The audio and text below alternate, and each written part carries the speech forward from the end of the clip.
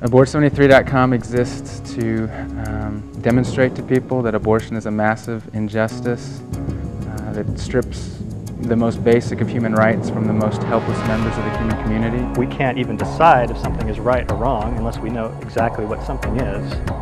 And I think once someone is educated about abortion, the conclusion is obvious that it is something that is morally wrong. Abortion is legal in all 50 states. It's legal through all 9 months of pregnancy. It can be performed for basically any reason. It's one of the most common surgeries in America. It kills close to 4,000 people every day in the U.S., more than 100,000 a day worldwide. We need to educate students about abortion, because if students don't know what abortion is and what it does, then they'll have no reason or foundation to actually do something about it. They're not getting the details of abortion in the classroom, they're not getting it in the press, they're certainly not getting it in the abortion clinic. And because of that, abortion persists and continues. If people did know, their minds would change, laws would change, because the more someone knows about abortion, the more likely they are to oppose it.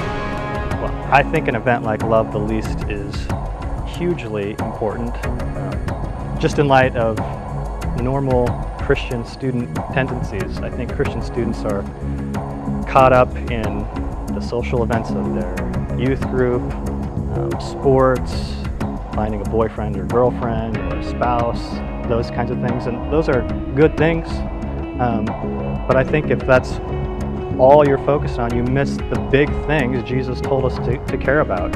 He told us specifically that we need to care about those who are least among us. Love the Least is an attempt to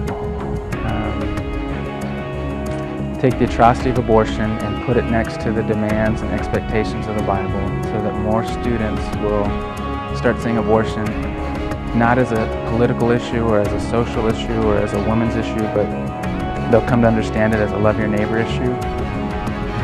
Because underneath everything, abortion really is a God issue.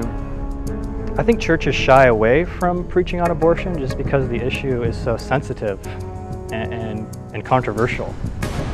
It's not like an issue like poverty or AIDS, where pretty much anyone, even in the secular world, can get behind and say, yeah, we should try to end poverty, yeah, we should try to end AIDS. But abortion is a little bit different. When the church fights against child killing, which is what abortion is, the world calls us intolerant, bigoted, hateful, anti-women. So there's a cost for taking a stand on this issue. But in light of what abortion does, I don't see how God's people could do anything else. I mean, abortion targets the most helpless, the most vulnerable, the most dependent members of the human community violently, kills them with impunity. And it seems to me that the more helpless the victim, the more outraged we should be at the assault. I'm just excited to see what God can do.